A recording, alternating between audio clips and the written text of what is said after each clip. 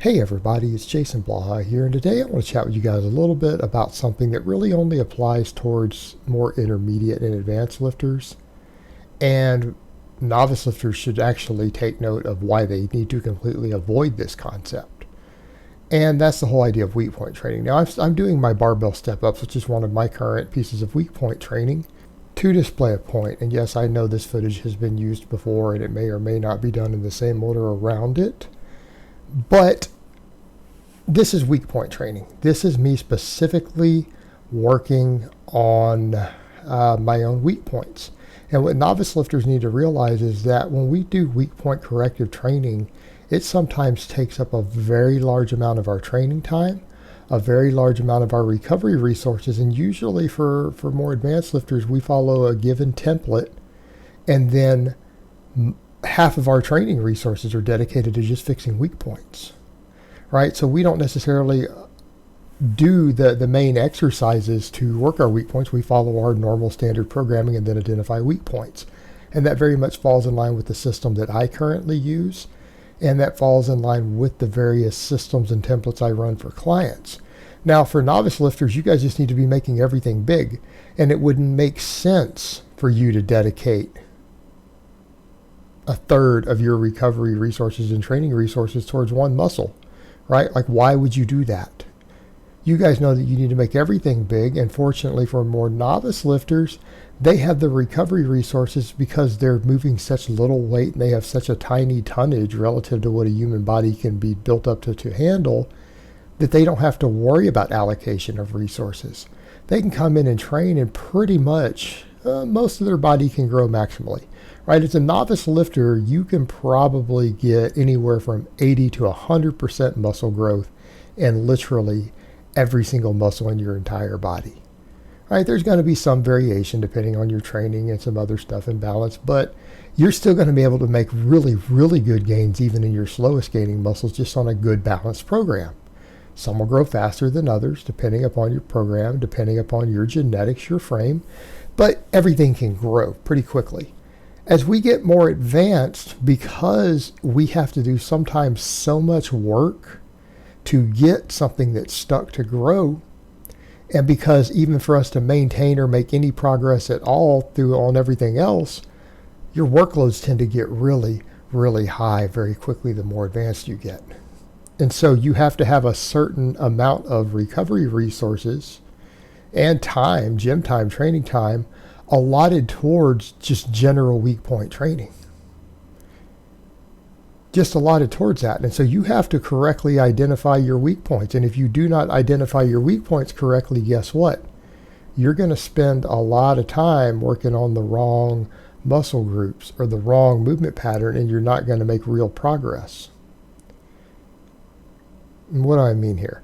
Well, let's think about the down trickle effect. Like in my case, we know, and myself, multiple coaches, other people have looked at my squats, and they know that my squatting is limited by my quads. And my quads are the weak link in my squat. That's why I'm a low 500-pound squatter and not a stronger squatter. Not that certain parts of my body can't handle more weight, it's that my quads can't push more. So you come in and you do stuff like this. This is a lot. This is a lot of quad training. I mean, this is just on camera. This is from a single workout. This is over 10 minutes of training footage of just the work sets from a single workout for my weak points. Okay. In this case, my quads being one of them. Now they get trained twice a week.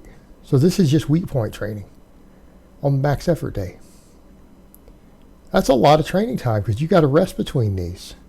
So if you start calculating rest times in, this is at least 20 minutes. At least 20 minutes of my training dedicated towards this one smaller supplemental lift in a single session. Think about that in terms of recovery resources also. So that's a pretty good chunk of time. And if I get it wrong, I'm going to waste a lot of time working on a muscle that's not necessarily what I need growing or what I need to develop further. And because it's going to have its own recovery resources allocated towards it, if I get it wrong, it's not going to help me. But here's the thing. If we keep our programming the same, let's say you know your basic lifts, in my case, a max effort, a dynamic effort template. If that template stays pretty constant, we don't adjust volume, we don't adjust intensity. They follow a set protocol based upon how strong I am at any given time. If we leave that the same, when we throw in weak point training, what ends up happening? And I'm not saying you have to run my exact template. I don't run that template for all my clients. Plenty of my clients are on other concurrent training. Some of my clients are on full body.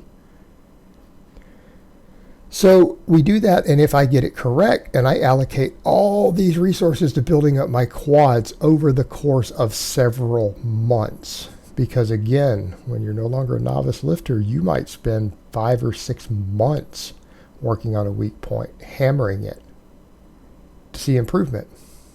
But what's the down trickle effect?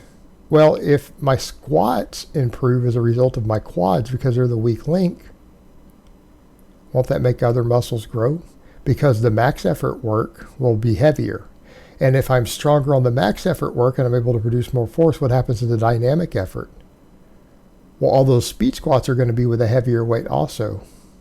So if all of my squatting is now with a heavier weight because my quads get stronger, what happens to every other muscle? Well, your hamstrings, your hips, your glutes, your back, even your traps maybe get additional stimulus because they're now being loaded heavier on all of your work sets, your max work, your dynamic work. Well, how does that carry over even to the deadlifting? Well, because I'm a sumo puller these days, for most of it, not all of it, we train more than one sort of deadlift, right? Smart idea. Same thing. If all my max deadlifting is now heavier, then that means my dynamic deadlifting is heavier and more work. I can generate more force.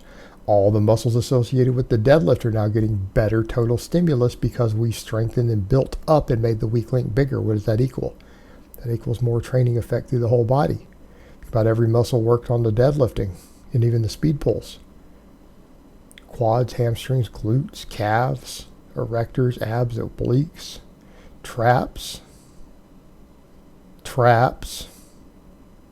lats, all those things grow. And if those things all get stronger, that carries over to other things. Well, if your lats and traps and everything else are getting stronger from that, that's going to carry over to your pull-ups and your rows. And if those get stronger, your biceps will grow and your bench will go up. So when you correctly find and identify your weak points, your true weak points, not what, oh, I want to look in the mirror and I need bigger biceps, or I think I just want bigger delts. Well, are your delts your weak link? If you correctly identify that, there's going to be a down trickle effect towards everything. And what you've got to remember is that we allocate a lot of resources towards weak point training. And if you're an intermediate lifter, that's when you have to start doing that. If you don't start doing that, you tend to stagnate. Because it's real hard to get enough volume just doing a set template on your classic lifts to really make everything grow maximally. Right? You don't just follow a novice program anymore. The supplemental lifts make you stronger at all those big lifts so that the actual limited volume you can allocate towards them creates a greater stimulus so that you get stronger all the way across. Get bigger all the way across. That's the idea. But you have to select these weak points correctly because we spend a lot of time and a lot of resources towards them. And so what happens if I identify the wrong muscles and allocate all those resources towards it? We'll still get a little bit stronger. We'll see some improvement, and those areas will grow, but we will continue to neglect our weakest links. And if our weakest links don't receive additional, because people say, well, wouldn't they still grow from the other work? Well, sure, but it's not going to be anywhere near what they could be growing. And therefore, you're not going to get anywhere near the amount of carryover that you need to everything else.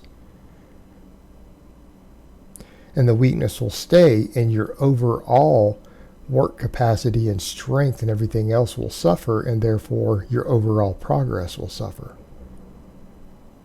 Because when we're weak point training, you've got to remember we're allocating recovery resources as well towards those areas. We're basically trying to reallocate resources so that those areas grow faster than other stuff. Hopefully, in theory. And so the whole idea there is that, again, it creates a downstream effect towards everything else when we select them correctly. But you have to get them right. And that's one of the trickiest parts for coaches, and that's one of the trickiest parts for lifters, is correctly identifying your weak points. All right, guys, so that's really all I have to say on that today. I hope it's been informative, and I will talk to you guys next time.